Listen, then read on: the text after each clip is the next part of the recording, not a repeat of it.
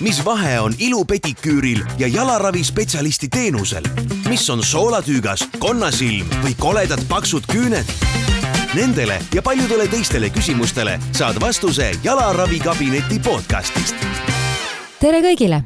Tänases Jalaravikabineti saates võtame fookusesse teema, mis võib esmapilgul tunduda pealtnäha vaid esteetilise probleemina, kuid võib tegelikkuses peegeldada sügavamaid tervisemuresid. Nimelt räägime kannalõhedest. Saame teada, kas on tegemist lihtsalt kuiva nahaga või võib see olla märk millestki tõsisemast. Paljud ei teagi, et kas kuivanud ja lõhenenud kannad on lihtsalt hooletu hoolduse tagajärg või võivad need olla hoopis märk kilpnäärme alatalitusest, eeldiabeedist või hormonaalsetest muutustest. Meie külaliseks on saates taas Monika Simm, kogenud podoloog ja Jalaravikabineti looja, kes teab, et ka sellise näiliselt lihtsa murega tema poole pöörduv inimene võib Jalaravikabinetist saada kaasa soovituse minna näiteks vereanalüüse andma või lausa arsti vastuvõtule. Uurime, miks siis kannalõhed tekivad sagedamini just teatud ametites, kuidas neid lõhesid ennetada ja mida teha siis, kui kodune kreemitamine enam ei aita. Samuti räägime sellest, kuidas naise keha muutused üleminekuperioodil või ka meeste vananemine võivad jalgade kaudu anda esimesi märke terviseprobleemidest, mis on seni tähelepanuta jäänud. Oled sa kunagi mõelnud, et jalad võivad rääkida rohkem, kui me arvame? Aga nii see on. Tere tulemast, Monika, meie järjekordsesse jalgade tervisest rääkivasse Jalaravikabineti saatesse. Terved jalad, terve elu. Tere sullegi. Monika, mis need kannalõhed siis täpsemalt on? Et kas inimesed, kellel on natukene kuiv nahk, eks ole, siis nad kasutavad seda kannakivi või seda rasplit või seda hõõrujat, on ju. Ja siis on see lootus, et äkki siis ei tulegi need kannalõhed, mille eest hoiatatakse. Et kas tegelikkuses on ka nii, et mis asi see kannalõhe üldse on ja kuidas seda ennetada? Kannalõhe on tegelikult naha pragunemine, eks ju, või lõhenemine. Mõlemad on õiged sõnad. Ja ütleme nii, et siin on mitu erinevat mõjutegurit. Et üks on näiteks meie enda geneetika. Meil on juba loomu poolest on kuivem nahk, eks ju. Meie vanavanematel on olnud kuivem nahk. See lihtsalt on pärilik. Nüüd me töötame teatud ametites, kus see nahk hakkab veel lisaks kuivama, aga on ka ju geneetiline kollageeni sisaldus nahas. Siis on meil näiteks dermatiit, atoopiline dermatiit, meil lööb välja mingis vanuses psoriaas, see kõik on tegelikult geneetiline.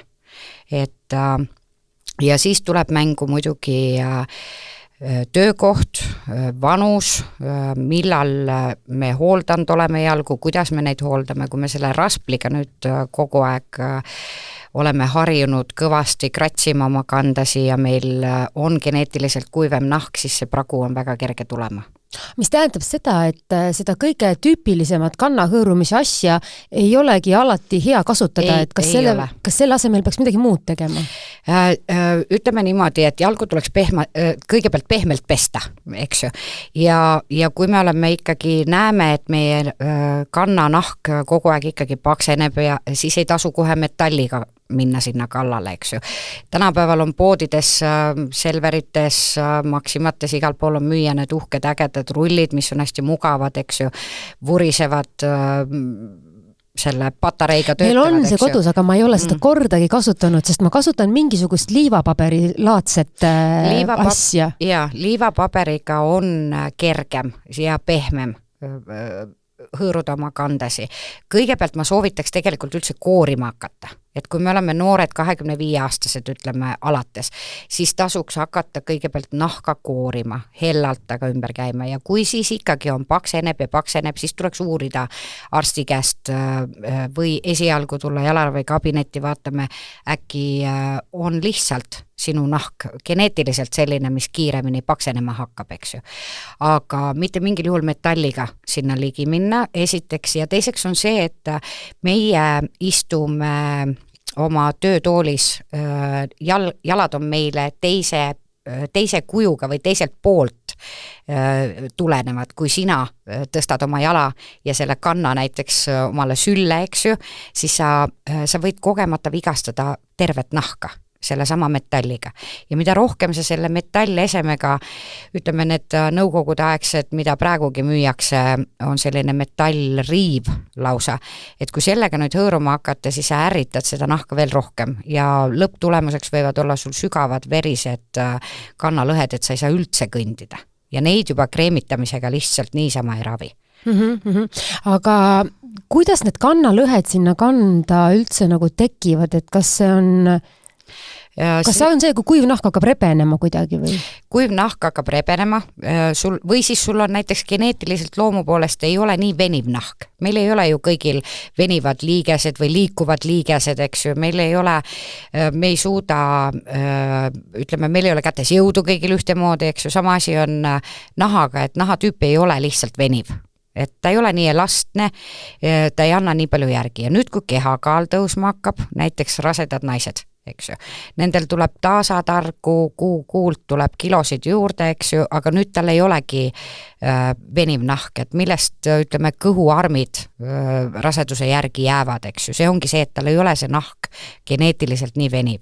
Ja nüüd tekivadki praod. Sama asi tekib jalgadesse, sama asi on esimene asi, mis ongi, on kannad, annavad märku sellest, et ta ei pruugi olla isegi nii sügav ja verine ja valulik, aga paksendite järgi saab näha, kuidas ta on, ütleme, jalanõu on natuke lühem ja siis ta vajutab selle peale, ta vajutab selle naha katki. Et nagu oleks keegi noaga lõiganud puruks ta rebeneb. Aga mõnikord võivad kannalõhed ju sellised ka olla, et nad nagu on, aga nad ei ole veel selle päris nahani jõudnud, et nad ei tee veel valu, et siis vist tegelikult oleks nagu aeg tähelepanu pöörata, aga seda veel ei tehta. Ja, see ongi, et mõnikord juhtub nii, et nad ei, ütleme, klient tuleb, ütleb, et ei ole mul midagi häda, eks ju. Ja siis me vaatame, et paksenenud nahk on kanna ääres, ainult ääres, selline rant tekib, nagu hobuseraua kujuline rant sinna.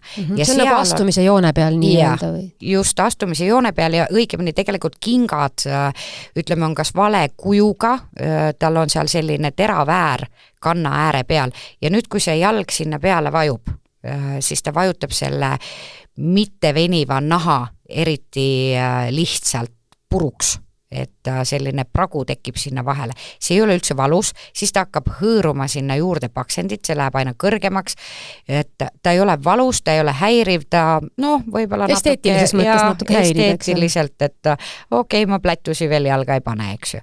Aga samas ta ei ole valus, ta ei ole verine ja taga ei juhtu midagi, aga siis kui ma nüüd võtan selle metallraspli ja hakkan sellega hõõruma, vot nüüd ma võin viga teha. Sellepärast, et mul on ülejäänud kand, on täiesti terve nahaga, aga see äär on tekkinud sellest raskusest, sellest valest jalanõust, ütleme, kehakaal muutub rasedal naisel näiteks, eks ju, või siis on mingi stressi tagajärgeks, mul on raske periood elus, ma söön palju, võtan kehakaalus juurde, võib-olla isegi ainult mingi 5 kilo, eks ju, aga juba ta vajutab, see jalg läheb laiemaks ja ta hakkab hõõruma ja niimoodi juhtuvadki pahad asjad sinna kandadesse, et läheb krõps katki. Mainisid siin, et kehakaalu tõustes tulevad suurema tõenäosusega need kannalõhed, et kas ka teatud vanuserühmades üldse või siis ka ametites esineb seda rohkem? Ikka, ütleme niimoodi, et vanuse poolest on jälle tegurid, on kollageeni vähesus, eks ju, meil on hormoonide üles-alla kõikumised, et kui me oleme 3-14 aastaselt puberteedid, aga siis tuleb jälle uus puberteed, eks ju, teatud vanuses ülemineku iga mõtled siis, jah? Ülemineku ead, siis miks naised, kui nii võib öelda, kiiremini kortsu lähevad, eks ju, ka nendel on rohkem, nendel ei ole tallal isegi paksendit, aga tekivad praod, sest kollageeni on vähe. Kollageeni ei ole piisavalt nahas, nahk ei ole enam nii elastne ja täitsa tavalise toasuhvliga võib endale ilma kreemitamata saada sellised pisikesed praokesed, näiteks isegi suure varba otsa. Meil käib päris palju selliseid kliente, kellel on suure varba otsas on selline suur lõhe ja see on teatud, ütleme näiteks autojuht olnud pool elu siis ta on vahepeal Nõukogude sõjaväes käinud, siis ta on ülemineku ea üle elanud, eks ju, nüüd ta on 70+. Nüüd sa räägid mehest, kes on ülemineku ea üle elanud. Jaa, et need on nii mehed kui naised elavad tegelikult üle, ühed ühtemoodi, teised teistmoodi, eks ju, et mehed lähevad vaikselt samm-sammult, testosterooni tase langeb tasa ja targu, eks ju, ja nad ei pane tähelegi seda, et nendes midagi juhtub. Nemad mõtlevad, okei, ma olen mees, see on kõik normaalne, eks ju. Aga tegelikult ei ole ja eriti kui me nüüd räägime, et millises vanuses kõige rohkem ja millise ametiga kõige rohkem, siis tegelikult mina ütleks niimoodi, et kõige suurem hulk kliente on ikkagi haiglas töötavad inimesed, sest nemad kasutavad hästi palju erinevaid desinfitseerimise aineid, seda küll nüüd mitte jalgadel, aga siiski nahk ja keha on Nendel on siis need sõrmelõhed suurema tõenäosusega. Sõrmelõhed on ja kannalõhed tekivad ka, sest et kui sa ikkagi töötad sellises keskkonnas, kus on ventilatsioonid tugevad, seal on püstijalatöö, seal on vaja käsi desinfitseerida, tal on töökeskkond selline. Et siis on lõhed nii kandades kui sõrmedes? Jah, ja teine on see, et jalanõusi ei osata õiget suurust valida, eks ju. Sokid, jälle soki õmblused vajutavad surve tagajärg. Ütleme, nendel juhtuvad need asjad sellepärast. Aga siis meeste ametitest meil on autojuhid, need, kellel on, et see parem jalg on tavaliselt lõheline ja see ei ole mitte ainult kannas, vaid just nimelt need varbaotsad lõhenevad, sinna tekivad turvasaabaste kandmistest näiteks, sest ka teatud autojuhtidel peavad olema mingisugused spetsiifilised jalanõud. Kes laadimisega tegelevad. Näiteks, just. Ja kui nüüd need lõhed sinna ilusti, kenasti sügavaks juba lähevad, siis bakterid, seened, et sealt tekivad ju igasugused erinevad haigused, annavad juurde sellele asjale. On veel mingisuguseid ameteid, kes peaksid nagu rohkem mõtlema selle teema peale, mingid püstijala ametid või niiske ruumi ametid või?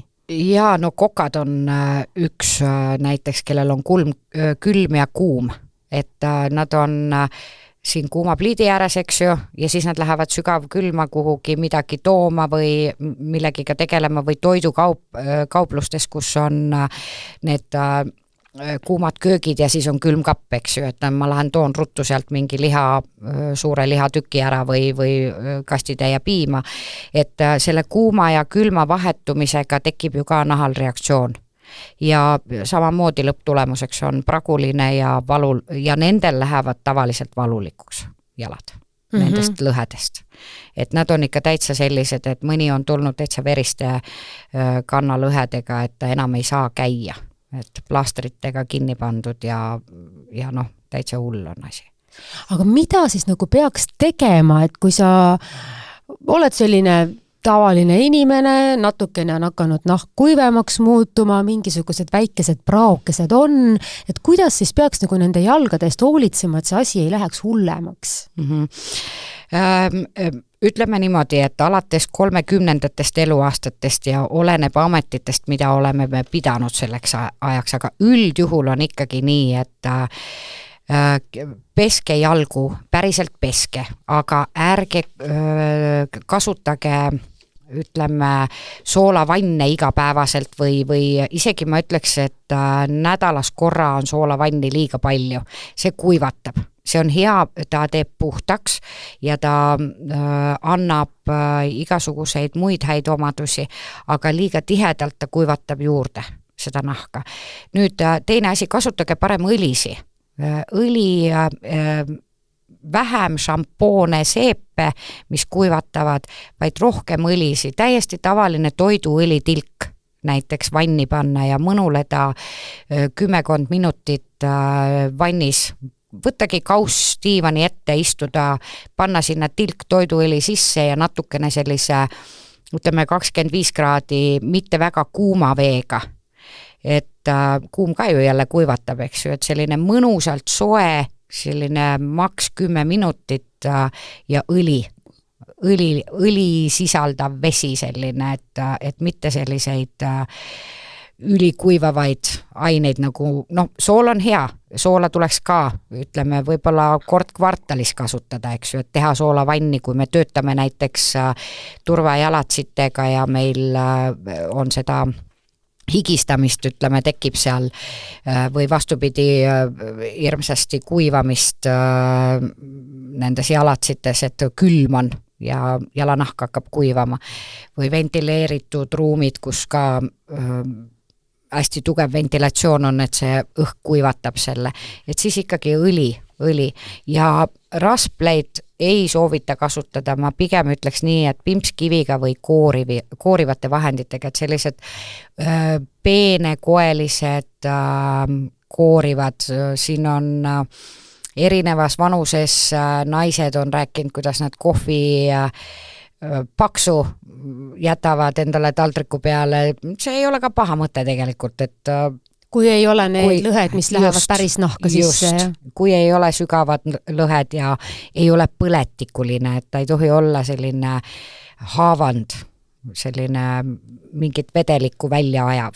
Aga kas see koorimine ja kreemitamine, ta on nagu siis nagu piisavalt tõhus, et hoida ära see, et need lõhed lähevad selliseks veriseks ja sügavaks? Ikka, et see pole niisama, et natuke sellest on päriselt kasu? Jaa, sellest kreemitamisest on alati päriselt kasu, siis kui meil ei ole ta geneetiliselt nii suure soodumusega või haigus, ütleme mingi eriline haigus, mis tekitaks seda nagu nahk kuivab kiiremini, kui meie hooldada jõuame. Aga üldiselt saab ära hoida neid, kui ise normaalselt hoolitseda jalgade eest, et üks asi ongi see koorimine, eks ju, teine asi, kasutage pimpskivi või pehmeid švamme, et nendega saab ka ilusti hõõruda seda nahka ja kindlasti kohe, siis kui on sooja veega jalanahk on avatud, siis panna kreemi, mis sisaldaks näiteks kastaniekstrakti. See on hästi hea selline liimimisvahend. Siis sõltub inimesest, et kui tal on vaja kiiresti, et tal näiteks on jätnud lohakile oma jalad, eks ju, ja nüüd on need lõhed, siis ma soovitaksin ureaga koos seda kreemi. Aga kui nüüd ennetavalt ja pikaajalisemalt, siis võiks olla see allantoin seal sees. Sellepärast, et allatoin läheb sügavamale. Urea niisutab nahka nagu rohkem siit ülevalt poolt, eks ju. Et ta saab kiirema abi, aga ta ei ole nii püsiv, nii kaua kestev. Kui tihti peaks jalgu kreemitama?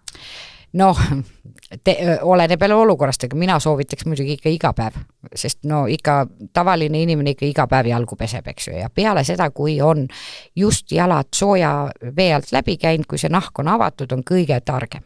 Istu diivani peale, võta omal jalg sülle, pane see kreemipurk endale sinna kõrvale, kui sa just oma lemmikseriaali või õhtu enne magama minekut sellise mõnusa hetke teed ja see ei võta kaua aega, et tee endale sellest harjumus. No kõlab hästi, kõlab lihtsalt, aga ometi on inimestel sellega päris palju probleeme. Milline seos on üldse kannalõhede ja krooniliste haiguste vahel, ma ei tea, näiteks diabeet, kilpnäärme häired, psoriaas, et enne sa korra mainisid, et need võivad olla seotud, aga milline see seos on? Siis näiteks insuliini residentsust võib hakata kahtlustama, kui jalanahk hakkab kuivama. Hormoonide kõikumist, testosterooni, östrogeeni, kollageeni vähenemine kehas, seda kõik hakkab juba nägema jalgadest, et kui seal tekivad radikaalsed muutused, et ütleme näiteks minagi 20-selt ma ei teadnud, mis asi on kreem, mille jaoks seda vaja on, eks ju. Aga 40-selt hakkasin vaatama, et amet on selline, haiglas olen tööl, desinfitseerivaid aineid hästi palju, et ei olegi see asi nii lihtne. Kreemiga oli parem, eks ju. Et insuliini residentsust tuleb nagu kontrollida ja ma soovitaks ikkagi ütleme, kellel natukenegi kehakaal on muutunud, ükskõik millises vanuses, esimene asi ikkagi minna ja vaadata need vereproovid üle, sellepärast et veresuhkruga tänase päeva toit on meil selline, et see veresuhkur kõigub liiga kiiresti üles-alla, eks ju. Ja seda näeb lõhenemisest, kuivanud nahast, et see on hästi lihtne. Meestel, naistel samamoodi ülemineku iga naistel lähevad need asjad hästi kiiresti, meeleolu muutused, aga nahalt näeb juba ära, et nii et kui sa peeglisse vaatad, et näkku hakkavad kortsud tulema, siis tasub kannad ka üle vaadata. Absoluutselt, kui hakkavad naerukurrud tulema silmade juurde või suunurkadesse, siis tasub kannad ka kohe üle vaadata, sellepärast et see on juba märk, et meil hakkab mingisugune hormonaalsüsteem muutuma ja see ei ole paha. See on jumalast hea, minu arvates inimene peabki järjepidevalt muutuma, eks ju. Aga mehed peaks võtma natuke tõsisemalt seda asja. Mehed võib-olla ei pruugi üldse tunnistadagi, et neilgi on ülemineku iga. Ei, absoluutselt, meestel on mis asja, see on naiste värk, eks ju. Et meestel on ka, meestel lihtsalt tuleb see samm-sammult aeglasemalt ja nad võib-olla ei taju seda, et see on sellest, et miks mu kandadega on juhtunud niisugused asjad. Mul isegi silme ees on nagu veider kujutada ette pilti meest kandu kreemitamas, aga samas see peaks olema tavapärane asi. Ja kui mees ei viitsi, ei julge, ei taha, siis selle jaoks on olemas jalaravikabinetid.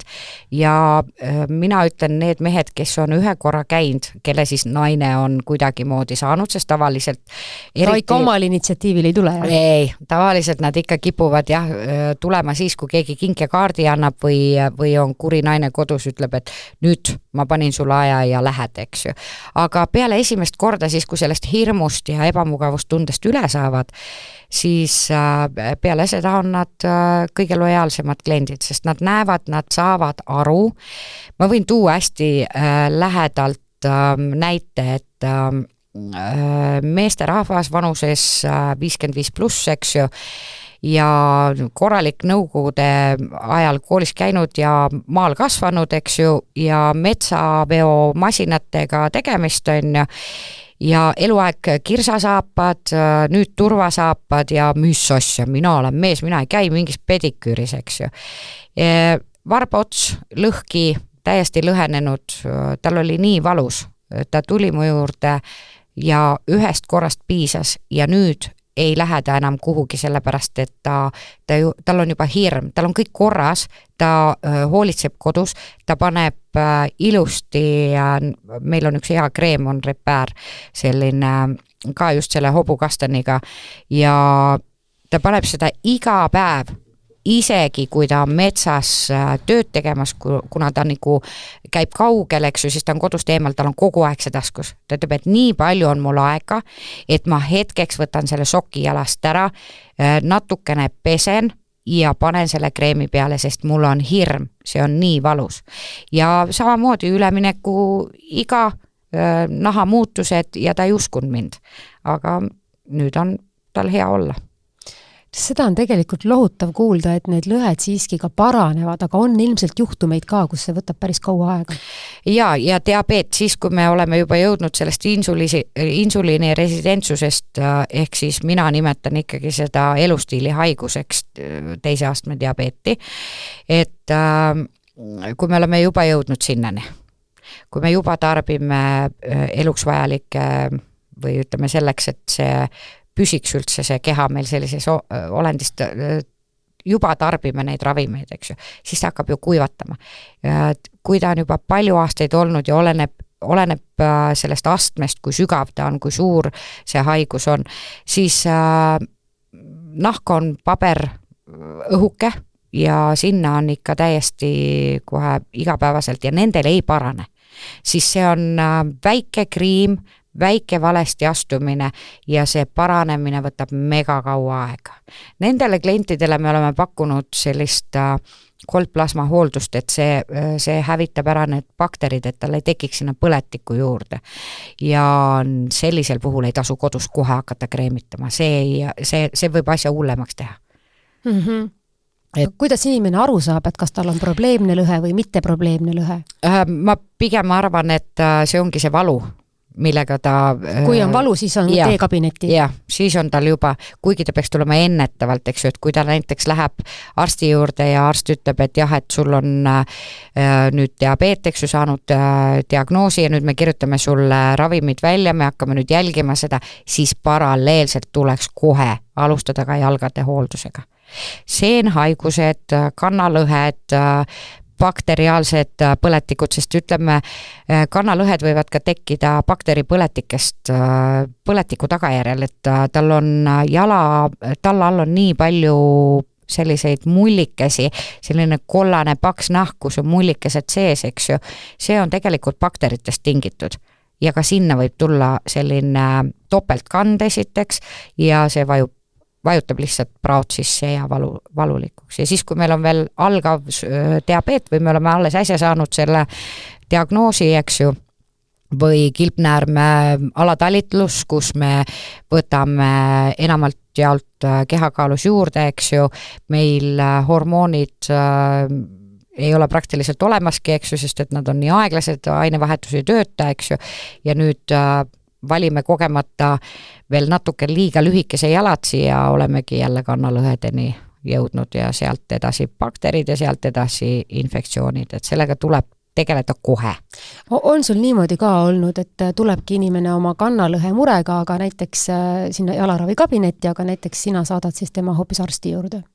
Ja neid ikka juhtub tihti, kes tulevad esimest korda kas või kaardistamisele alguses. Et ma tahtsin teada jalgade tervise kaardistamine, siis me hakkame küsima, siis selgubki, et et jah, mulle meeldib magus, ma ei saa õhtul ilma piruka söömata näiteks, et energiapuudus, eks ju. Ja siis vaatame talla alla, vaatame seda nahka ja seal on olemas selged faktid, et nüüd peaks minema veresuhkrut ikkagi kontrollima. Ja mitte niisama, et ma võtan sellest näpu otsast selle vere, vaid me ikkagi soovitamine ikkagi teha nagu sügavamad testid. Et põhjalikumalt uurida ja kilpnäärme talitlusega on ju ka nii, et alati ta ei pruugi kohe vereanalüüsides öelda, et see on juba seal halva poole peal, eks ju, et on piiri peal, ei ole haige, aga ei tööta ka korralikult, eks ju. Kui oled siin maininud korduvalt seda ülekaalu, et kui inimesel ongi ülekaal, no teeb trenni, aga veel ei ole seda kaalu alla saanud, et kas ta peaks kuidagi siis ka oma jalanõusid teistmoodi valima? Ikka, et see on ikka samamoodi, et kõigepealt peab olema see jalanõu pikkus ja laius õige, eks ju. Ja tegelikult ega siis maailm ei kuku kokku, kui meil on ju erinevad haigused, miks me suureks lähme, eks ju, ja meil on see ülekaal, eks. Aga ma räägin, et kannalõhe võib tekkida ka sellest, et meie naised tunneme, kui 2 kilo on üle meie, eks ju, tulnud. Me tunneme kohe, et meil on raskem, me ei saa kummardada, maailm kukub kokku, eks. Ja see mõjub juba kannale, eks ju. Et mida nemad teha saavad, number 1 on naha elastsust hoida. Sest üldjuhul, ütleme, kui ta on ikkagi ülekaalus juba 20-30 plus kilo enda tegelikust õigest kaalust, eks ju, siis ta üldjuhul ei raspelda, sest ta ei ulata. Siis on seal veel erinevad tegurid, miks ta ei ulata, eks ju, selle jalani, see ei ole ka alati ülekaal, see võib olla mingisugune operatsiooni tagajärg, miks ta ei ulata. Või ei paindu lihtsalt, me ei ole kõik ju nii painduvad, nagu meil on kõigil erinev nahk, eks. Ja mina arvan seda, et kõige lihtsamal moel on just nimelt need õlivannid. Meil on olemas ka deodorandid sellised, mis sellise kihi peale tõmbavad, et ta ei lase pragunema minna ja ta ei lase neid baktereid sinna lõhede sisse, eks ju. Et selliseid väikseid abivahendeid kasutades ja neid ei pea kummardades ja nende jaoks ei ole vaja painduda, eks ju. Et selle deodorandi saab ka kaugemalt ja ütleme püsti olles lasta jala peale ja ka see kaitseb selle prao tekkimise eest, sest ta tõmbab sellise kihi peale, mis on siis, tekitab just sellist nagu venivust sellele jalale. Kui see kannanahk on nagu natukene kuiv on ju, siis millal nagu see piir kätte jõuab, et peaks minema nagu jalaravi kabinetti, et noh, ilmselgelt ei ole mõtet päris veriste lühedeni ootama hakata, et kuidas seda oma nahka ise hinnata? Kõigepealt,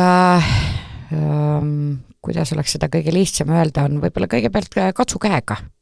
Et tõmba, kui sa vähegi ulatad ja sul on vähegi võimalust, siis tõmba oma peoga jalatald üle. Kui sa tunned, et ta on krobeline, seal on mingisugused täpikesed ja ta natukene nagu selline katsumise ajal tekitab sellist nagu sügelevat tunnet. Et siis tasuks juba tegelikult tulla näitama. Sest siis me saame hästi palju asju ennetada. Et teine on helmed, selline nagu tolmlev, et sa näed, et sa peale tööd tuled näiteks poemüüa päev otsa 12 tundi jalgade peale, eks ju. Nüüd ta tuleb, võtab kodus sokid jalast ära ja tal on nahk on selline valge, helmeline, selline tolmlev, eks ju. Et sellega tasuks ka kiiremas korras tulla. Et seda ei tasu ka ootama jääda, et enne ei ole olnud, näiteks 25-selt ei olnud, eks ju, aga nüüd 35-selt on. Peale laste sünnitamist tekkis selline olukord. Mina olen hakanud isegi nagu tundma, et ma olen õhtul diivani peal ja ma tunnen, et mu kannanahk on kuiv. See on nagu veider tunne, et sa tunned kuivust. See kisub. Natukene nagu annab märku endast. Ja, no meil Tallinnas on üldse, mina ütlen selle peale niimoodi, et kloorivesi, eks ju. Me ei saa ilma selleta, aga me peame tema vastu võitlema selles mõttes. Et näiteks käsigi pestes. Kui sa ikkagi järjepidevalt päevas, mitu korda päevas pead pesema neid käsi, siis ausalt öeldes sõrmeotsad on kuivad. Selline nagu kiskuv ja vastik tunne. Ja kui kreemitada seda kanda, siis alguses nagu ei võta nahk sisse, sest ta on kuiv. Ja kui võtab, siis võtab ikka palju seda kreemi sisse. Ja ma soovitaks niipidi, et ennem teha jalad märjaks. Ja siis kuivatada ja siis määrida, sest siis läheb see kreem paremini sisse. Teine, mida teeme, on, me käime spordisaalides, eks ju. Need samad, ütleme, spordisaalid, kus on veel ujula või saun, on. Et ja kui me räägime Tallinna või Tartu veest, Tartu vesi on jällegi hästi rauane selline, tema kuivatab samamoodi. Ja minul on näiteks peale igat trenni on selline tunne, et oh my god, et kõik nahk kisub nii kokku, et ma ei mahu enam siia sisse. Et rääkimata sellest, et kannad või talla alused lausa üle kere. Et kui minule meeldib käia alati peale trenni saunas ja ma käin enamalt jaolt ka sellises kohas, kus kohe ujuda saab, et mulle hirmsasti meeldib ujumine ja see külma vette minemine on väga hea, nii nahale kui vereringele, eks ju. Et siis, aga siis tekib just see, et kas Tartu või Tallinnas on selline vesi, see kloorivesi, et siis tasub kindlasti kohe mingit kreemi kasutada. Millal need kannalühed, nagu oletame, et ei ole mingit kaasuvat haigust otseselt, aga on sügavad kannalühed, millal nad muutuvad nagu ohtlikuks, et muide, kui hulluks see põletik seal minna saab? Iga kannalõhe läheb ohtlikuks. Siin ei ole üldse vahet. Kui temaga mitte tegeleda? Kui temaga mitte tegeleda. Ütleme, kui meil on selline kergelt paksenenud kand ja nüüd sinna on juba pisike pragu tekkinud, siis mis meil sealt sisse võivad tulla? Kõiksugused bakterid, kõiksugused viirused, eks ju. No kõige levinum on need soolatükka viirused, eks ju. Kui meil nüüd läheb asi natukene hullemaks, ütleme näiteks meesterahvas, kellel on kand on selline kollane, tumekollane ja juba tekivad sinna sellised mullikesed ja äärtesse nagu päikese triibud ümber, et sellised päikesekiired, eks ju, selline natukene sügavam, siis mees mõtleb nii, et see on paksenenud kand, et noh, ma natuke raspliga hõõrun, küll ta läheb ära, eks.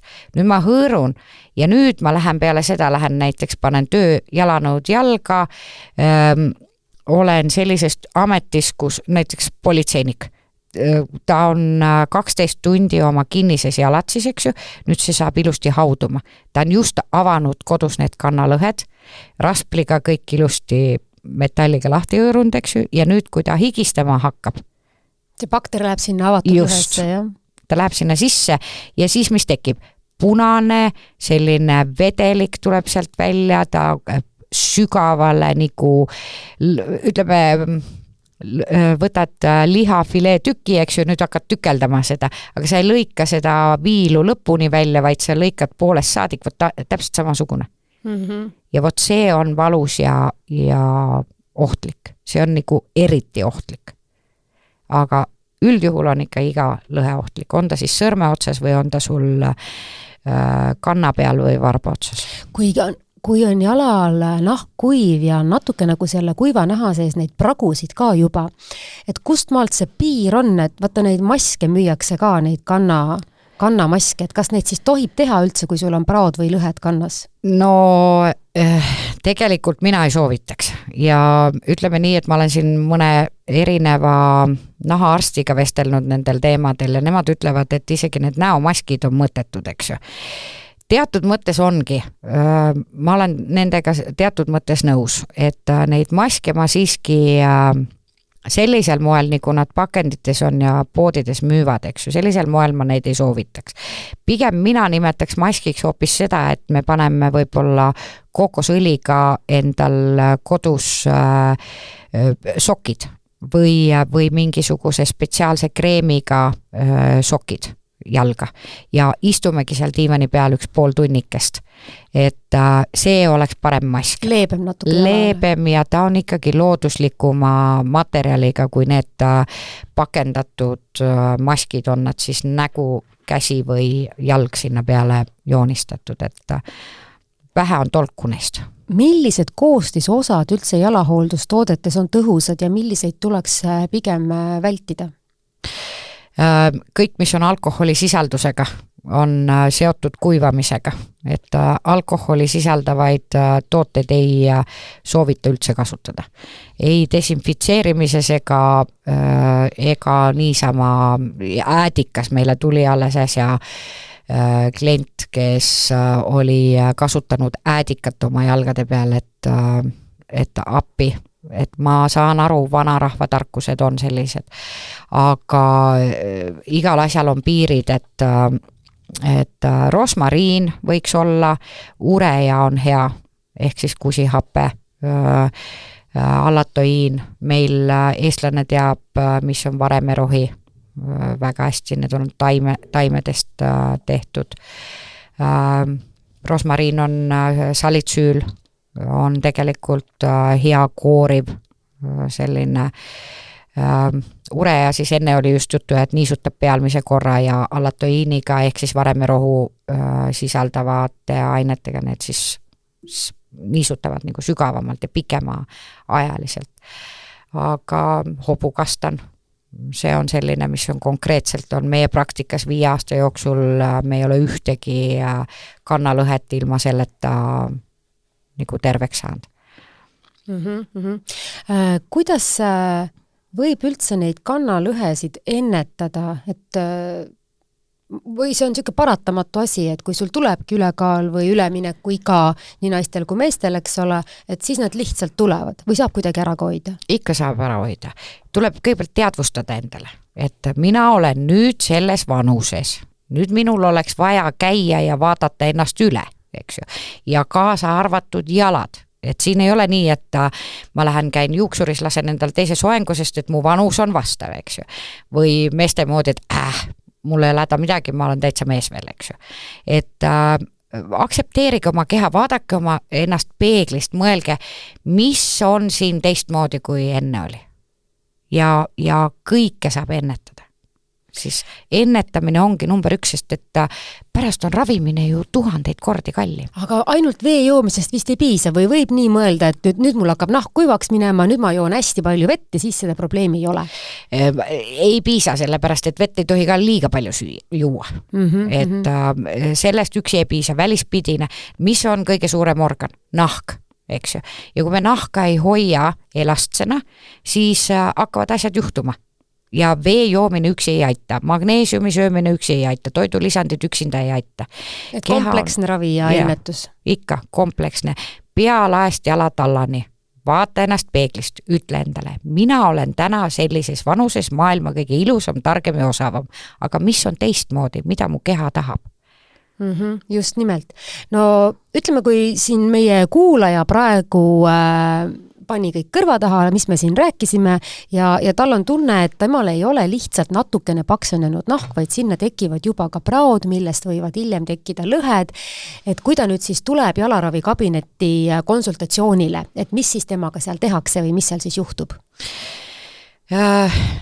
Kõigepealt broneerime aja, küsime, mis on tema mure, kui ta ütleb, et ma tahan niisama tulla kontrollima.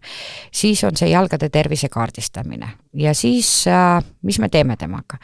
Kõigepealt me küsitleme, millises vanuses ta on, millist tööd ta teeb, kas ta on ennem jalgade hoolduses käinud, kas tal on mingeid ravimeid, on mingisuguseid riskihaiguseid, lapsi sünnitanud, mehed, kas te olete käinud Nõukogude sõjaväes, olete te Eesti sõjaväes, mis ametit te peate. Seejärel me vaatame, me kaardistame need jalad ja kui me siis leiame seal olukorra, kus on kahtlus, kas või veresoone lupjumisele või nahk näitab, et võiks teha vereproovid ja vaadata veresuhkru üle, maksaproovid teha, infektsioonid, varbavahed on punased, kandadel on lõhed, millest inimesel pole endal aimugi, eks ju. Eriti kui need lõhed veel ei tee haiget, jah? Jah, just, et kui nad veel ei tee haiget, siis tuleb vaadata, mis jala asend on, eks ju. Me teeme pildi jala asendist, vaatame survepunktid, kontrollime üle liigese liikuvuse, kõõluste venitused, kui palju ta paindub, kas jalg liigub õiges asendis, kõik sellised pealtnäha tundub nagu igavad asjad, aga mis on nagu tegelikult üliolulised, kas või varbaliigeste liikuvus, eks ju, et mõnele võib arusaamatu olla, et kuidas see kannalõhedega või püstiseismisega üldse seotud on. No tegelikult on hea teada, et selline asi nagu lihtsalt väike pragu sinu kannas ei pruugi minna edasi suureks kannalõheks, kui õigeaegselt sellega tegelema hakata ja kus siis mujal kui ikka jalaravikabinettis.